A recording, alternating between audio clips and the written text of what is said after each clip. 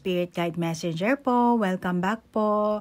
Hi Libra. Libra, ikaw ngayon ang bibigyan ko ng reading ha. Pero bago tayo mag-start, explain ko lang sa iyo yung pamamaraan ko na reading ngayon Kasi last time nag-upload ako ng 12 zodiac sign na posibleng maganap sa inyong susunod na buwan. So doon sa barahang yon, pinick up ko lang yung mga keywords nyo. Okay? And then Libra, meron ka rin syempreng keywords doon at yung keywords na yon ngayon ang hahalukayin ko sa barahan natin ngayon. Just like nung overall energy mo, sinasabi doon na ikaw Libra, ang iyong pag-aalinlangan ay magiging iyong lakas. And then meron ka ding love life, career, tsaka finances na mga keywords na na-pick up ko na which is mamaya hahalukayin natin dito. Okay, sa ating baraha. Pero bago ako mag-start, Libra, gusto ko lang ipaalam sa inyo kasi merong mga nagsisend sa akin ng email, at naglilib din ng comments about sa spiritual awakening at sa Kundalini awakening. Ano ba ang diferensya? Ano ba ang pinagkaiba? Actually, pareho lang naman po yan. Pero ang spiritual awakening, slowly ang proseso niyan. Ang Kundalini awakening, biglaan. Kaya, malamang hindi makakayanan. At nag-offer din ako ng ganyang klaseng serbisyo ko, activation ng Kundalini, pero hindi lahat ina-accept ko. I'm sorry po ha. Kasi delikado nga yan, hindi ganun kadali yan. Okay? So, yun po ang pinakaiba ng spiritual awakening at ng Kundalini awakening. Ang spiritual, slowly, and ang Kundalini naman is biglaan. Okay? So, Libra, move on na tayo sa inyong reading Ayusin ko lang muna dito yung aking mga baraha. Alisin ko lang muna pasensya na Libra. Okay, so Libra, sabi ko kanina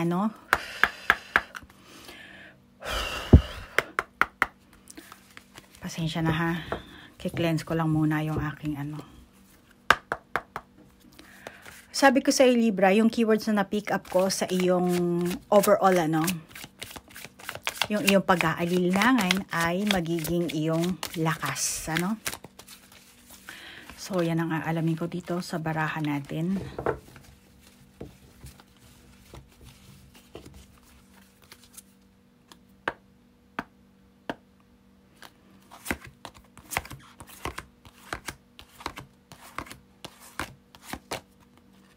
Flying.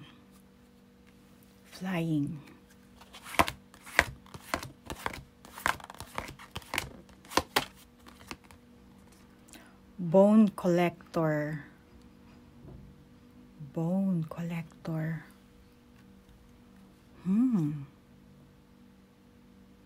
May mga sitwasyon kang magaganap sa buwan na ito. Kasi sinasabi pag-aalinlangan, di ba? At ang pag-aalinlangan at pag-aalaga mo sa lahat ng aspeto. Nakakita ko dito mukhang igorot ka ba? Yung pag-aalaga mo sa lahat ng aspeto ng buhay mo ay mahalaga sa ngayon. Walang yan sa gender mo, sa edad mo. Okay? Ang galing ng baraha mo. 2 pa lang lumalabas. Libra, may kakayahan kang bumuo ng parehong bagay. Okay? Kung makikita mo dito, maganda. Di ba? Parang rainbow. And then dito naman, bone collector. Para kang shaman. Para kang mangkukulam dito. So, dito sinasabi, Libra, may kakayahan kang gumawa ng pareho. Negatibo at positibo. Positibo at negatibo. Perception. Sa ibang banda, magtatagumpay ka kung ano man ang layunin at ang hangad mo, Libra. Pero Libra ha,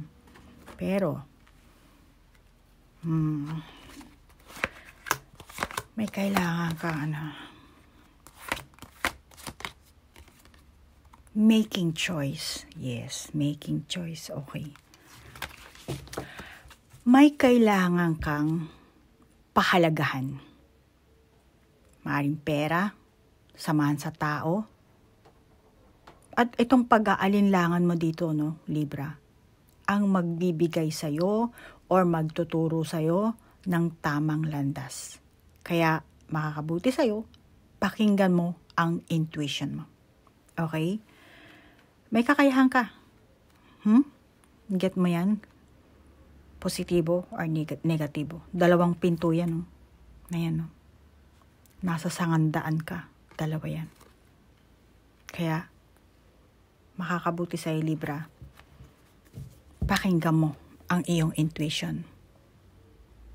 Kaya, sa nakalipas mo ilang buwan, taon, kung nagsumikap ka, kung meron ka man nagawang pagkakamali, gumawang tama, malamang this month, lahat yun, mag-a-appear. Madaling salita, karma, Pero ang karma, may good karma at may bad karma. At yan naman ay kung ano ang ginawa mo. Naget mo? 3 baraha to ha, Libra. Ayan Ganda ng baraha mo Marami kang matututunan dito sa baraha mo, Libra. Napakaganda. Maganda siya bilang para sa akin, kasi reader ako, Pero ikaw ang gumagawa nito. So, hindi ko masasabi na kung maganda ba ang pag-uugali mo or ikaw ang kumilos niyan. So dito, kumbaga judge to 2 landas ang tinahak mo or siguro yung iba sa inyo ngayon nyo palang tatahakin. Yung iba sa inyo tinahak nyo na and then dito kayo makakatamo. Ito ang parating sa inyo. Sa kung gumawa kayo ng positibo, then positibo ang magiging outcome this month, or this coming month. Pero kung gumawa ka ng negatibo rin ang sa karma nga Okay? Cause and effect. So, move on tayo sa love life mo. Ay, hindi pala ito ang barahang gagamitin ko sa love life mo. Ito pala. Sorry.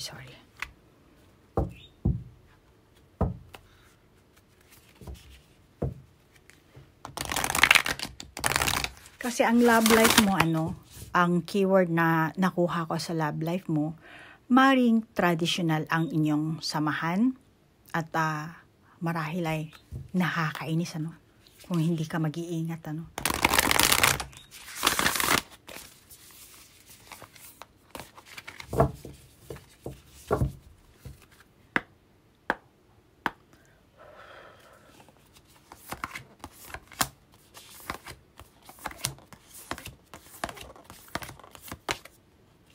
reflection, illusion, self-examination, distortion.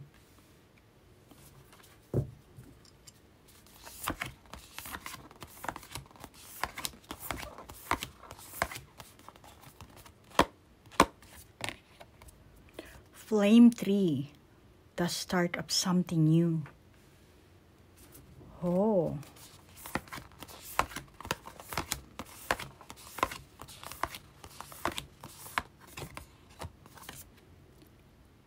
Sacred journey, life cycles, family transformation.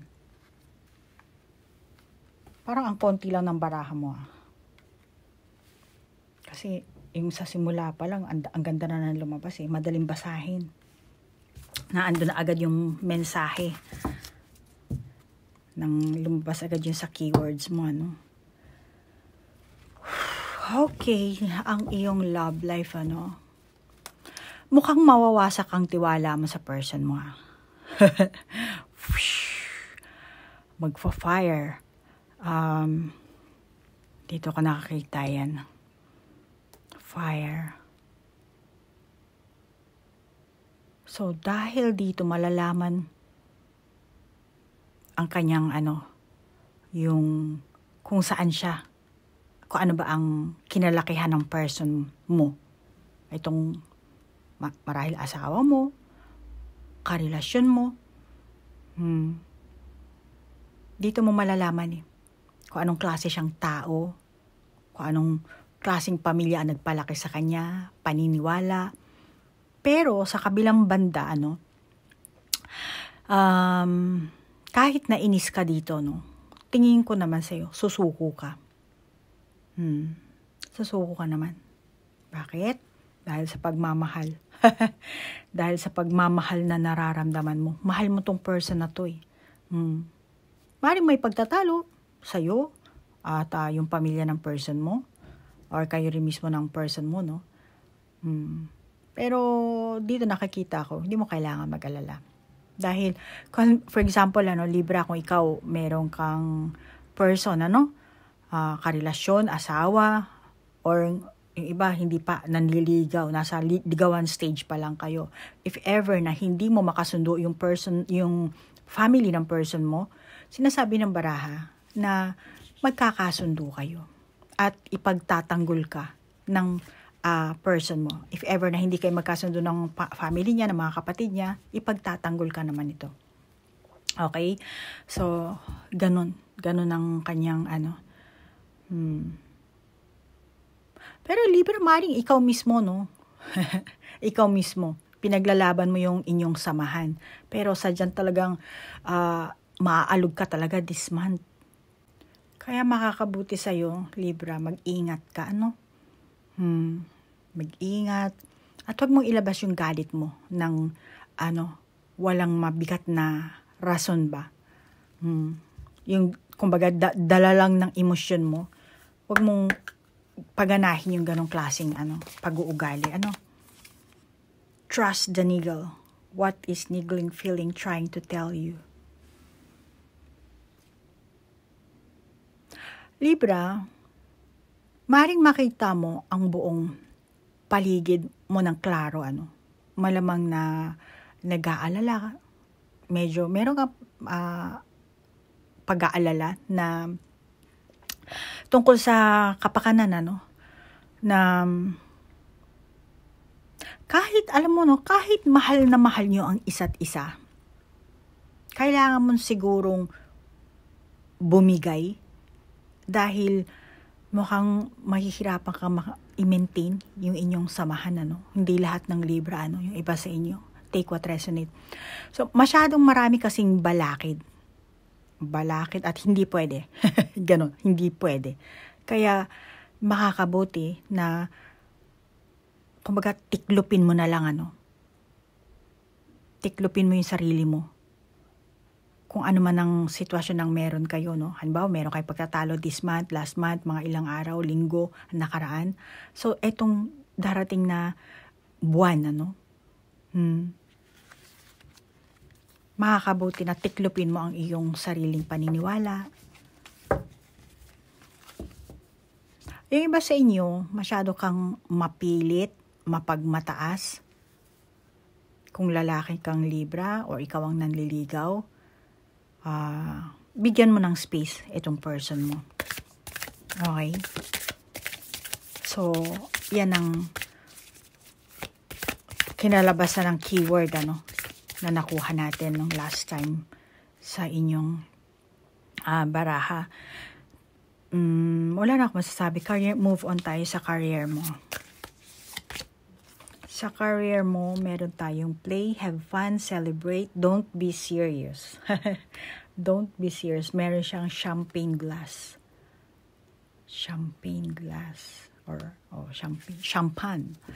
Sa career mo, kasi ang keyword na nakuha natin doon sa last reading, yung overall na reading na yun, maaring umunlad ang iyong career. Kaya siguro meron kang champagne glass. Ito ay dahil naman sa nagsusumikap ka, di ba? Dahil sa iyong concentration, organize ang pag-a-approach mo sa bawat kung ano may ginagawa mo. So yun ang kaya meron kang champagne glass dito. Okay. Transformation. Things are changing at a cellular level. Deep healing. Okay. Align your life. What is not aligned or needs to change. So, dito nakakita ko ang magandang relasyon mo sa mga kasamahan mo sa trabaho. Libra. Tingin ko sa'yo, magaling kang makisama. May leadership ka. Tingnan mo naman ang itsura nito. Nasa trono. Kumbaga para kang empress or emperor. May authority ka, may kakayahan ka.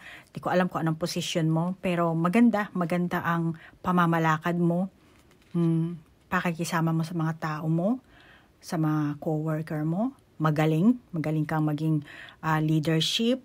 mayroon ka sigurong communication skill, magaling kang manguto in a nice way, ha? Hindi in a wrong, in a negative way. Which is, pwede mo namang anuhin niya kasi meron ka ditong positive and negative. So, kung ano yung ginawa mo, yun ang kakalabasan. So, malamang sa past life, I'm sorry, past month, meron kang ginawa mabuti, kaya naman, eto, di ba? Nagbunga. At etong buwan na to, darating yung mga yan. So, dahil nagsumikap ka, nag-concentrate ka, very organized ang pag-a-approach mo sa trabaho mo, sa work itself, or sa team nyo, sa samahan nyo, sa barangay nyo, kung ano man yan, kung ano trabaho mo. Kung ano ka, nagcha-charity ka, chairman, mayor. So, maganda, no? So, sinasabi sa ng baraha na meron kang matatamong pag-care din magmula sa mga tao sa paligid mo. Kaya, nagbigay ka ng care sa kanila, kaya sinususuklian ka nila ngayon. Kung ano yung kabutihang ginawa mo sa kanila. So, meron kang, tawag dito, may mga taong matulungin dahil naging matulungin ka. Just like, yung iba sa inyo, meron darating na, malamang ngayon pa lang, sa iyong career, kung ba, nagbi-business ka, self-employed ka, meron ka makikilalang magiging taong, magiging business partner mo dito, na which is, magiging makakatulong din sa'yo. Pero nasa sa iyo na yun kung anong klaseng trato ang gagawin mo sa kanya. Okay? So, yan ang nakakita ko, ha. Nakakita ko ang katatagan dito, Libra, kung kailangan mo talaga ng tulong, may tao talagang susuporta sa'yo. Bawa, ngayon, ang tagal mong ilang buwan ka na, walang tumutulong sa akin, ganyan, ganito, hirap na hirap ka na, or sa trabaho mo, mag-ano ka lang, mag-voice out ka lang. Okay? Iparamdam mo sa kanila na meron kang pinagdadaanan, kailangan mo ng tulong, handa silang sumuporta sa'yo, Libra. May mga tao na ganun, handa. Pero kung ikaw ang Libra na hindi ka nagpapatalo, hindi ka kumilos ka ng negatibo, then malamang na wala kang matatamong suporta. Dalawa ang baraha mo dito, Libra. Kaya kung ano ang kinilos mo sa mga nakaraan, yun ang matatamo mo. Okay? Pero kung ikaw ang Libra na positibo, then eto, may susuporta sa'yo. May mag-aabot ng tulong sa'yo dito. Mag-ingat ka lang sa coworker mo, no? Bakit? Baka ma-in-love ka. Baka ma-in-love ka. Mahirap pagka na-in-love kayo tapos isa lang ang pinagtatrabahuhan nyo. Maraming mga chismosa. Kaya ang mangyayari, magiging patago. Masasabi ko, hindi lang next month, pag nauwi kayo sa ganyang relasyon, problema yan. Well, yun naman ang buhay natin ang makatanggap ng problema at malutas ang problema. Yan ang natin dito sa mundong ito. Pero ito sinasabi sa inang barahan, if ever na ma-inlove ka, malamang na coworker mo o pareho kayong nasa isang kumpanya, at magiging taguyan. Kaya mag-ingat ka rin dyan. So, babala. At kung ikaw naman ang Libra na gusto mong maging self-employed, sabi ko kanina, na kailangan business, gusto mo magkaroon ng business partner dahil may darating, pero pera pa dyan, kahit gusto mo ikaw lang mag-isa. And then sinasabi sa'yo dito ng baraha, good timing, this month, maiging magsimula ka na. Malamang na matagal ka na may naiisip na mga idea, pira-piraso pa lang, pero sinasabi sa'yo ng baraha, ready or not, here I come. Ayan na, nasa trono at andito na ang iyong champagne. 'Di ba? Kampay, magkakampay ka na diyan. So, kahit hindi ka ready, kailangan mo na mag-start. Ganoon naman talaga kahit sa ang business, Pero kailangan mo syempre ng puhunan, 'di ba? Pero hindi mo kailangan ng sapat na maramihang mag-start ka lang sa maliit, pira-piraso lang. It's okay. Pero ito na ang good timing. Start ka na. Halimbawa, gusto mo maging YouTuber, mag-start ka na. Kahit na ano yung iniisip mong niche ng iyong channel or sa Reel, sa Facebook, yung mga ganyan, or sa Instagram, mag-start ka na. Okay? Huwag mo nang patagal-tagalin pa. Huwag ka na mag-bunging. Dahil sabi ko nga, matatagpuan mo ang iyong business partner this month, ano? Kung wala pa sa tingin mo, then baka siguro during nang nag-ano ka, in the middle of na kung ano may gusto mong gawin, doon mo siya makikilala. Okay? Pero kahit ano pa man ang sitwasyon mo, Libra, kahit anong kaganapan ang meron ka ngayon, Libra, ano? At sa susunod na buwan, ano?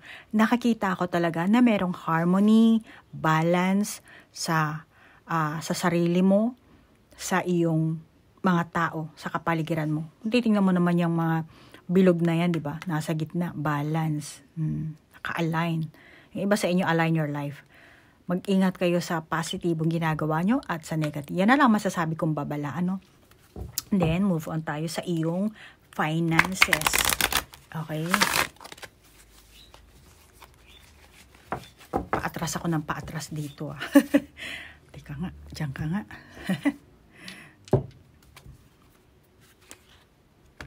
Nauubos na yung lamesa ko dito sa likod, Paatras ako ng paatras, Buti na lang, hindi masyado marami ang ang baraha mo, Libra. So, sa finances mo, ang keyword kasi, sinasabi, kontrolin mo ang iyong sarili mo. Sa pangangailangan mo, disiplinahin mo, at maging responsible ka sa pananalapi mo, sa pera mo, sa iyong finances. Okay?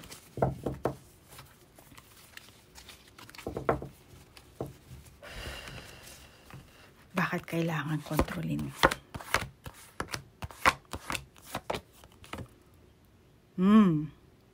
May hawak na calculator. Kailangan mo talagang kontrolin.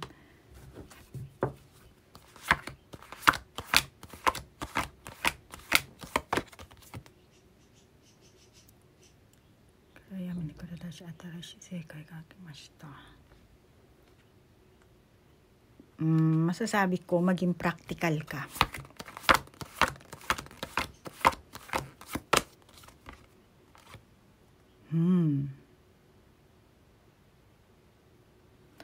Okay. Get ko na. Libra, maging practical ka. Ano? And, maging practical ka. Tingin ko sa'yo, magaling ka talaga sa business. Businessman ka siguro, businesswoman. Wise kang Libra. Alam ko na alam ko na hindi lahat ng Libra ganito, ano. Pag positive kasi maraming umaamin, pagka negative, kakonti lang. So, anyway, Libra, ikaw ang Libra ang tipong matalino. Wise. Yan ang sinasabi sa inyo ng baraha. Kaya naman, ayan nga, magaling kang businessman, businesswoman, magaling kang mag-negotiate. Nakikita ko ang pagpasok sa ng pera dito. Okay? Kahit na isa ka pang empleyado lang, maliit ang sweldo, sabi mo, teacher lang ako, government employee lang ako. Kahit na. Kaya nga lang, sabay sa pagpasok ng pera mo, sabay din ang paglabas ng pera mo. Kaya kailangan, kahit na sabihin mong wise man ka, wise woman ka, businesswoman ka, businessman ka, still, kailangan mo pa rin mag-budget. Alamin mo kung magkano ang pumasok at kung magkano ang dapat mong ilabas. Okay? Ito ang sinasabi sa inyo ng baraha. Kung ikaw ang Libra na malaki ang kinikita mo, makakabuti sa iyo na mag-hire ka ng business advisor, magtuturo sa iyo. Okay? O baka naman yung bawa wala kang ganong, ayaw mo maglabas ng ganong pambayad, ano, sa mga professional na mga advisor, ano. Sinabi ko lang naman kasi baka may business ka, no. Makakabuti yan, lalo na kung isa kang artista or mga ganon. O kaya naman sa parents mo, magpa-assist ka sa parents mo, magpaturo ka, kung ang mama mo magaling humawak sa pera, magpaturo ka. Okay? Tapos, yun. Or humingi ka ng mga advice sa tao sa kapaligiran mo, yung magiging ka-business partner mo, kung sino man yung tao.